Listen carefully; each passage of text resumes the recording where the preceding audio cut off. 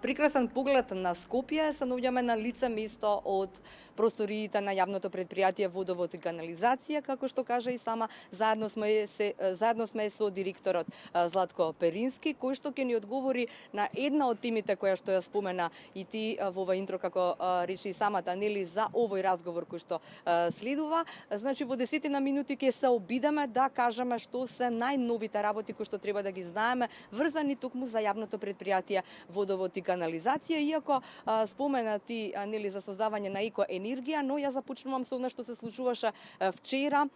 Новинарите знаат да кажат, нели, дека ако нешто се отворило како документација, дека ние можеби треба да очекуваме дека веќе денеска, се шегувам, само треба да биде таа пречистителна станица за третман на отпадни води. Токму затоа и го започнувам со ова последното. Господина Перински, што значи ова? Или сега кога треба да очекуваме ова еден од најголемите проекти, нели, во кој што се вклучени повеќе институции, нели, и странски организации. Кажете ми, што се случуваше вчера?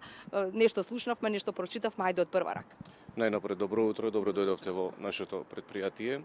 Токму така, вчера соопштивме дека во текот на вчерашниот ден, да бидам поточен, до 12 часот, беше рокот, тоест истече рокот за поднесување на понуди за избор на изведувач за пречистителната станица, која што би требало да ги пречистува урбаните отпадни води во градот Скопје.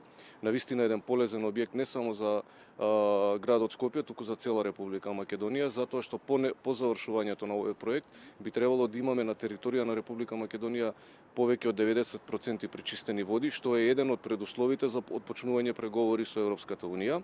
Токму така, како што споменавте, влегуваме по завршувањето, значи на доставувањето на понудите, влегуваме во фаза на евалуација, која што ние ја проценуваме дека би требало да трае од 3 до 6 месеци, и потоа го склучуваме договорот со врз основа на исходот од евалуацијата со оној кој што ќе биде најповолен за понудувач за изведба, и потоа влегуваме во фаза на градба.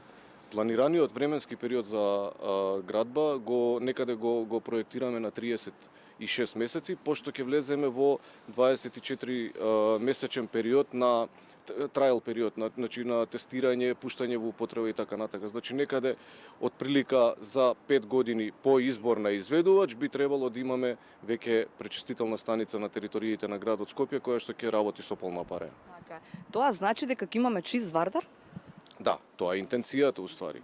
И затоа ги добивме овие инвестициски грантови поддржани од Европската комисија преку инвестицијската рамка за Западен Балкан.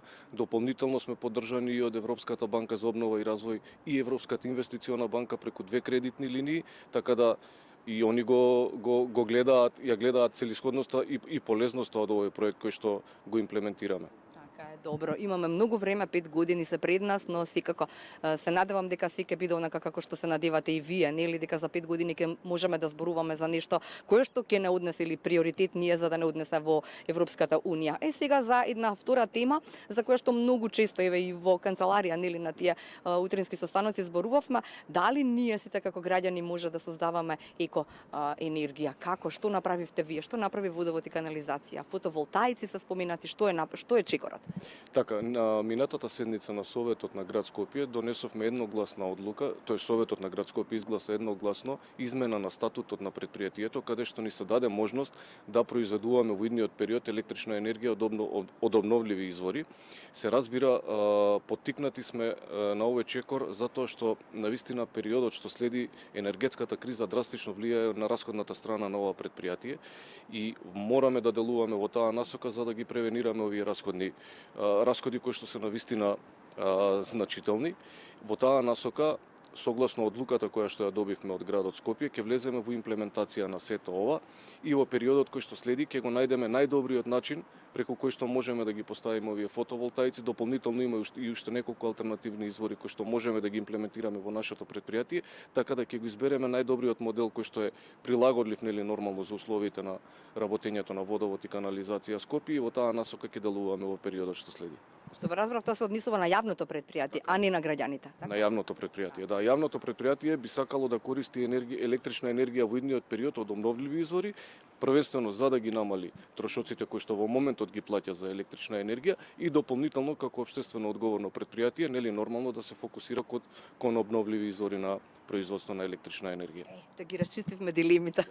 Дали ние како граѓани можеме да создаваме такво нешто екоенергија? Сега одиме на следна тема. Знам дека извиштаи се прават нели неделно за тоа дали ни е безбедна и квалитетна водата за пиење. Знаеме веќе ние македонците сме свесни за тоа дека сите знаеме се, нели па и за и околу квалитетот на водата знаеме да зборуваме. Според последниот извештај вели Скопјани пијат квалитетна и безбедна вода за пиење.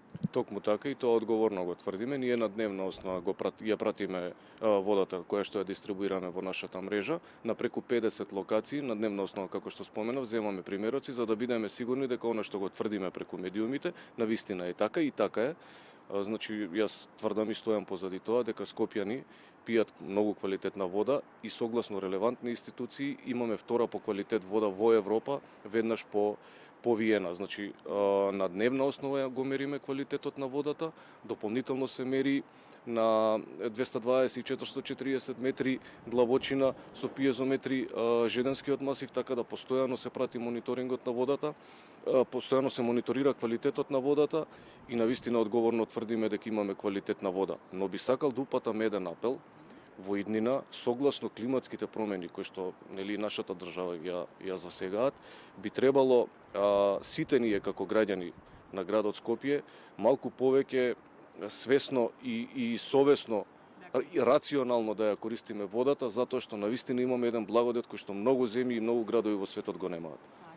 И пред крајот сам на ова линковско вклучување за уште една четврта тема, многу важна за сите оние, нели, ковид, сега криза, ценовни шокови и така натаму со нови цени и така натаму, но водовод и канализација останува доследна во она, се зголемува бројот на ратите за кои што граѓаните може да ги отплаќаат своите веќе натрупани долгови. Токму така, значи ова е една полезна акција која што ја спроведуваме од 1 февруар заклучно до 15 март за отплата на заостанати долгови на рати за домаќинство, за физичките лица.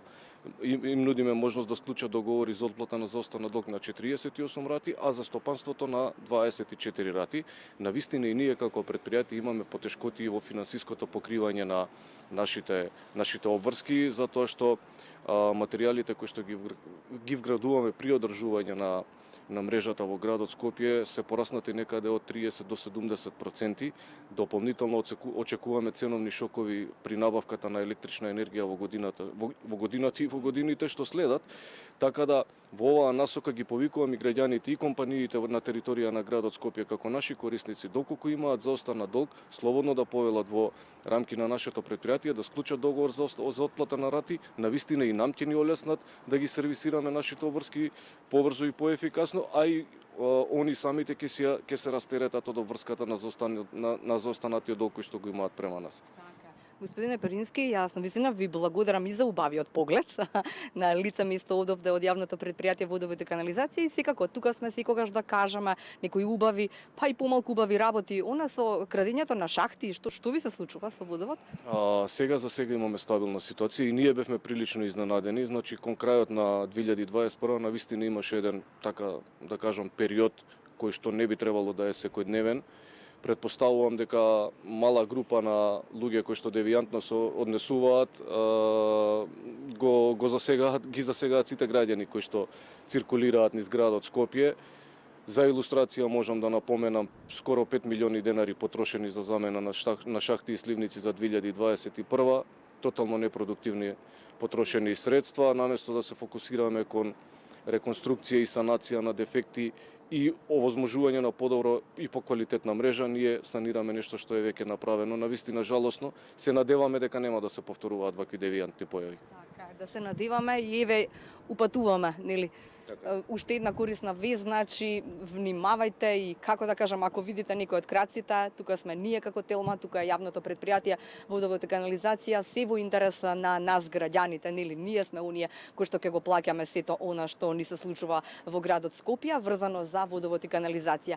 И можам како сублимирање на овој разговор со господинот Перински да кажам дека можеме да бидеме срекни како скопјани затоа што, како рече тој, после Виена пиеме најквалитетна или втора по квалитет во Европа вода за пиење, безбедна и квалитетна секако, и пречистителна станица за третман на отпадни води. Зборувавме за тоа, нели, во Валинковско вклучување некаде 5 години и неколку месеци од сега. Тука сме да држиме палци и да го видиме Вардар на вистина убав, да речеме, со вода пречистена од таа пречистителна станица. Толку во Валинковско вклучување.